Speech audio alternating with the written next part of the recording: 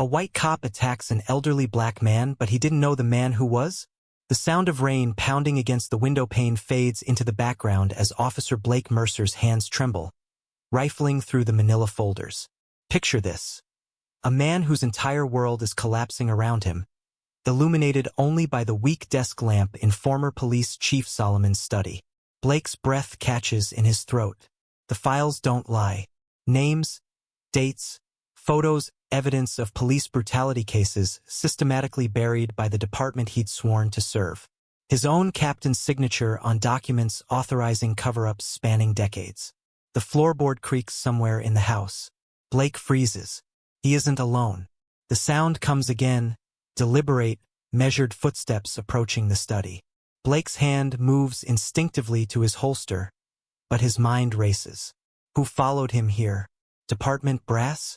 The same people who've been watching him since he started spending time with Solomon? Glass shatters in the kitchen. Someone's breaking in.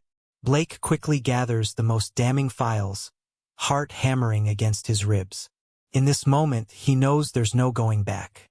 The department that raised him or the truth that's destroying him, he has to choose a side. 3 weeks earlier, rookie Officer Blake Mercer cruised through Oakwood in his patrol car, windshield wipers working overtime against the deluge. At 26, Blake wore his uniform with pride, but also with the weight of uncertainty. The son of a factory worker who'd lost his job when the plant closed, he joined the force seeking stability and purpose. That nagging feeling his training officer warned about, the constant tension, the suspicion that crawls beneath your skin, had already settled into Blake's bones. Every shadow held a potential threat. Every stranger warranted assessment. The radio crackled to life. Dispatcher's voice cutting through the drum of rain. Suspicious activity. Possible break-in at 1423 Maple Street.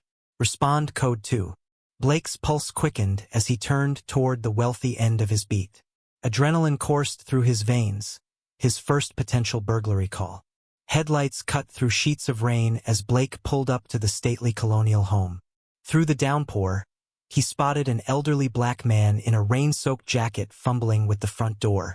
The man kept looking over his shoulder, movements jerky and uncertain in the flickering lightning.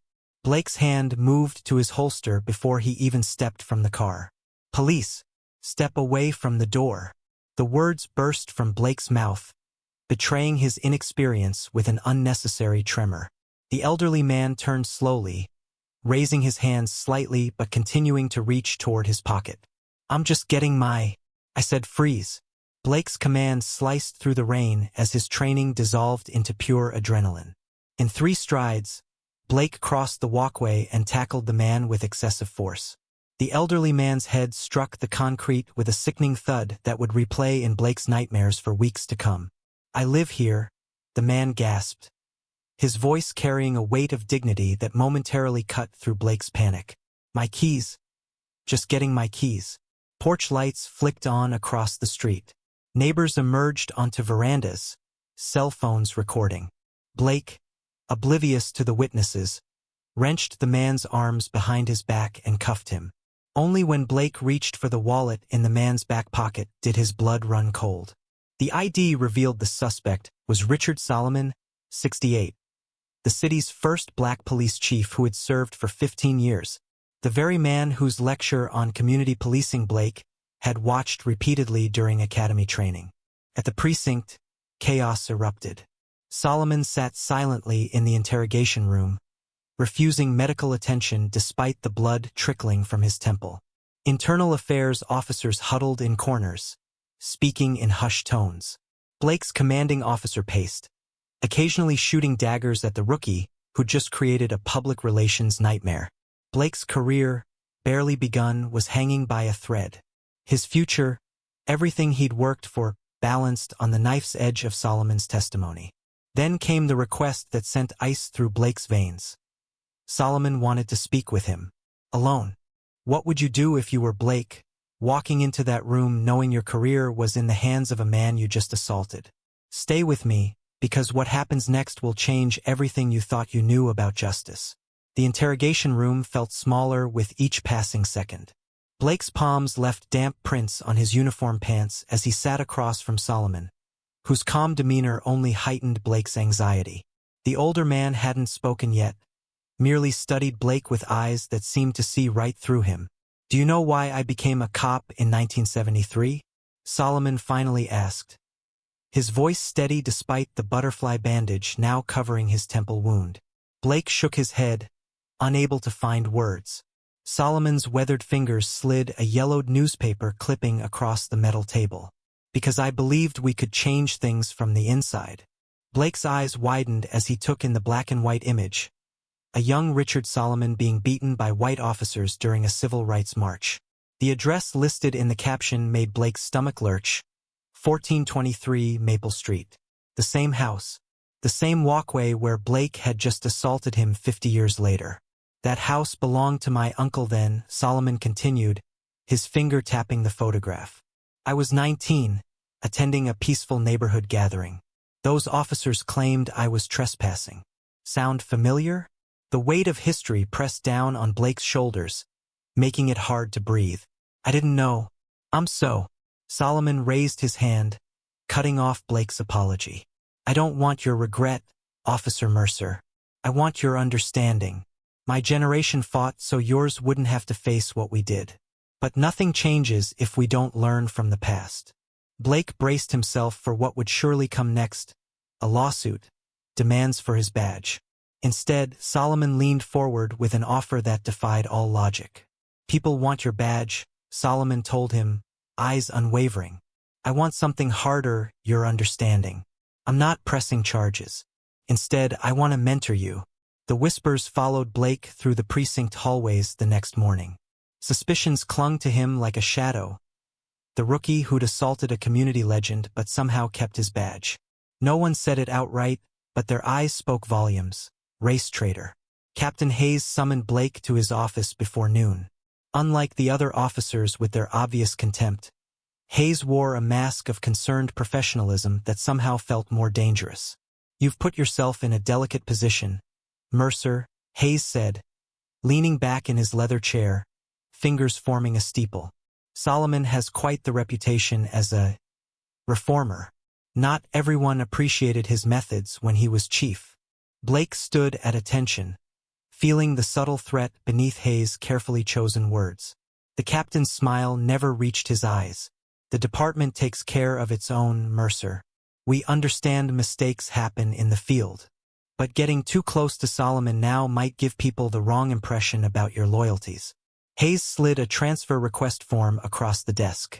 "I can have you moved to the West District by Monday. Clean slate.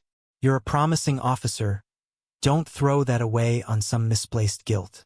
Blake's fingers hovered over the paper, the decision tearing him in two. The easy path or the right one? Rain had finally cleared when Blake pulled up to Solomon's colonial home 3 days later, transfer request and signed in his glove compartment. The former chief answered the door himself, leaning slightly on a handsome wooden cane.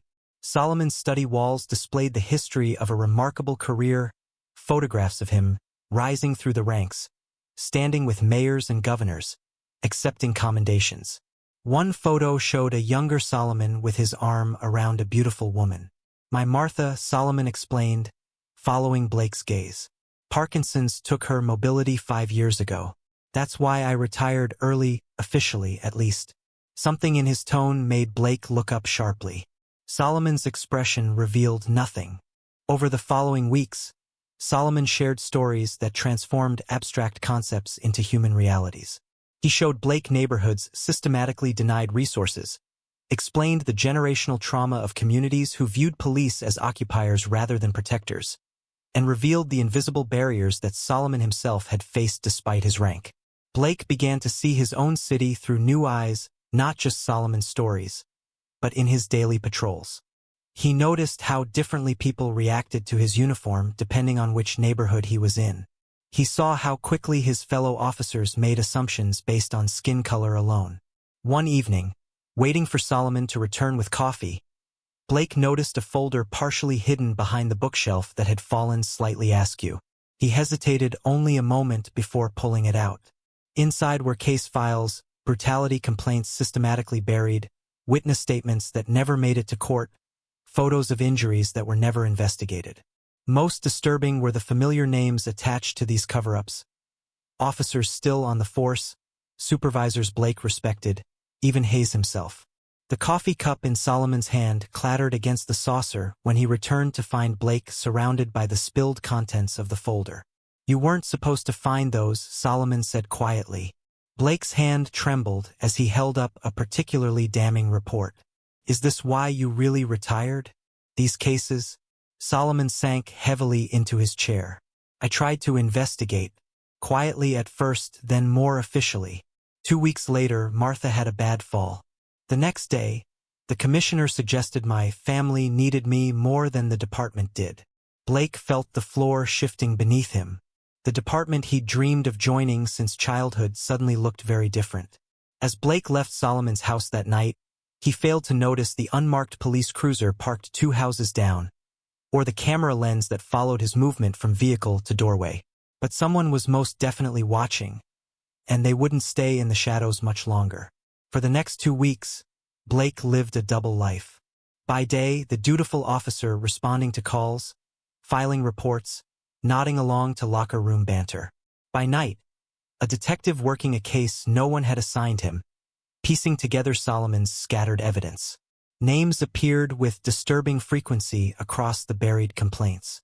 Captain Hayes' signature authorizing closed investigations without cause. Cases vanishing from the system altogether. Blake met Amara Jenkins at a coffee shop far from the precinct, a veteran journalist who'd covered the police beat for 20 years. Her eyes held the sharp intelligence of someone who'd seen too much to be easily surprised.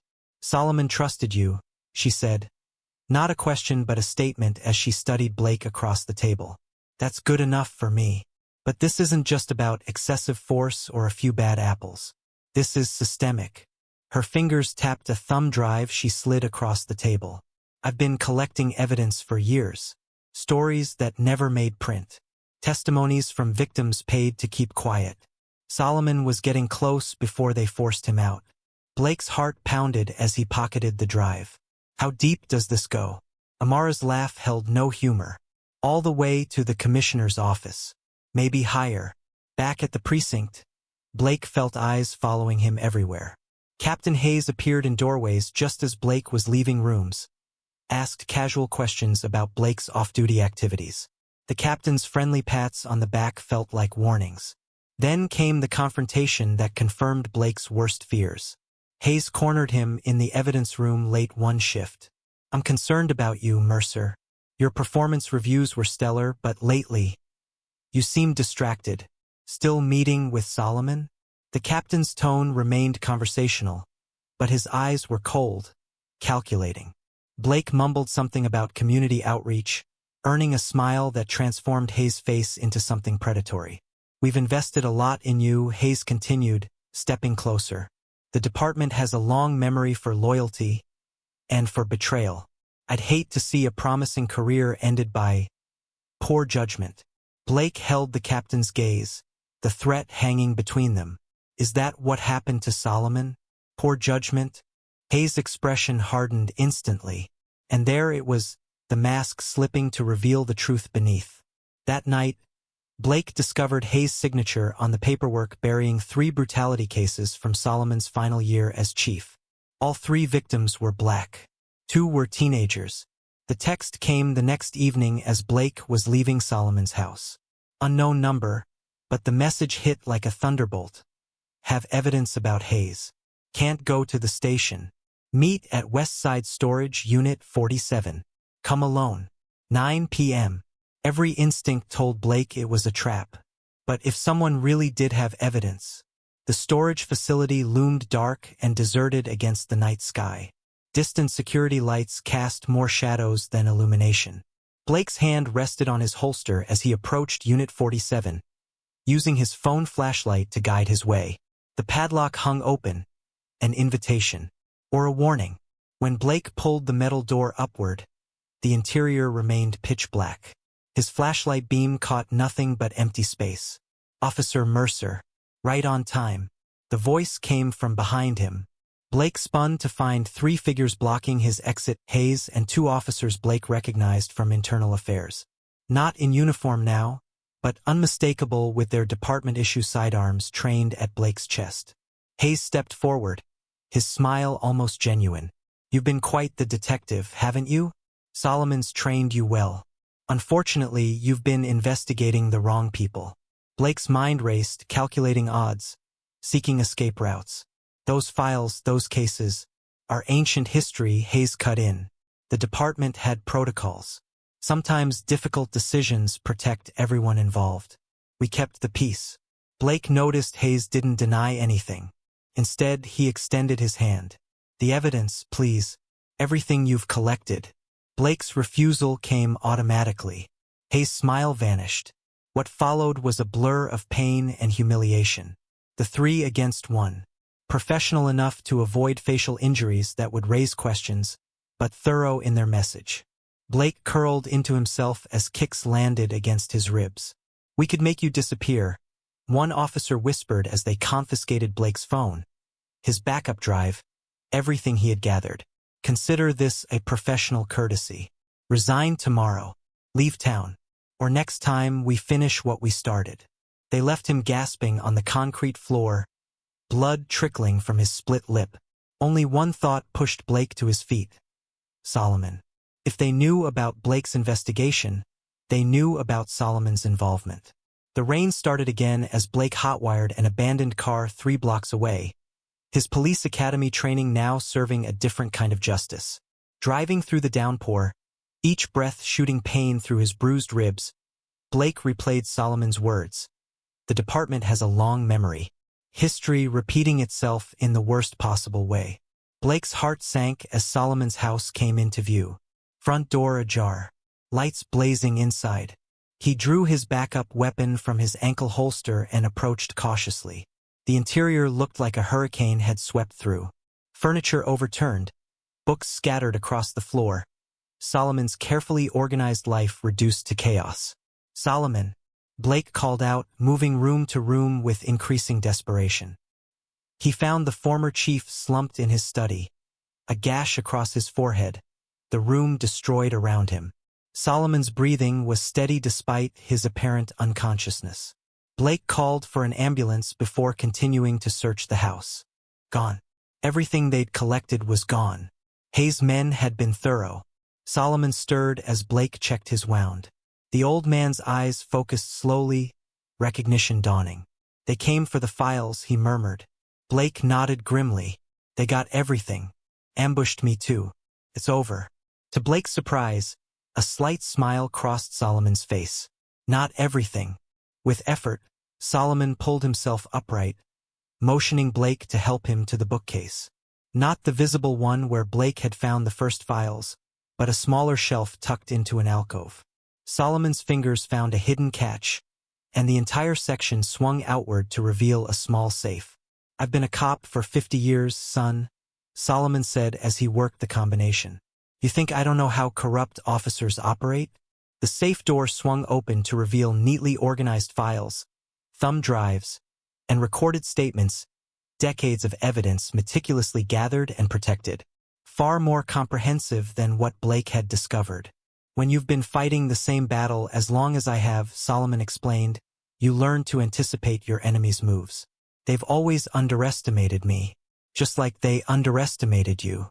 Blake stared at the treasure trove of evidence that could bring down not just Hayes, but half the department's command structure. Career-ending, possibly criminal revelations that would shatter the thin blue line forever. "They'll come after us with everything they have," Blake whispered, the weight of the moment pressing down on him. Solomon's hand gripped Blake's shoulder with surprising strength. "The question is, are you willing to risk everything for the truth? Because once we start this, there's no going back." The sound of distant sirens grew closer, the ambulance Blake had called. But who knew what else might be en route? This was the moment of truth. What would you do in Blake's position? Risk everything, career, safety, future, to expose decades of corruption? Or walk away and live to fight another day? Think about it. What does true courage look like in a moment like this? In that crystallized moment of decision, the path forward appeared to Blake with unexpected clarity. Some choices define a life. This one would define his.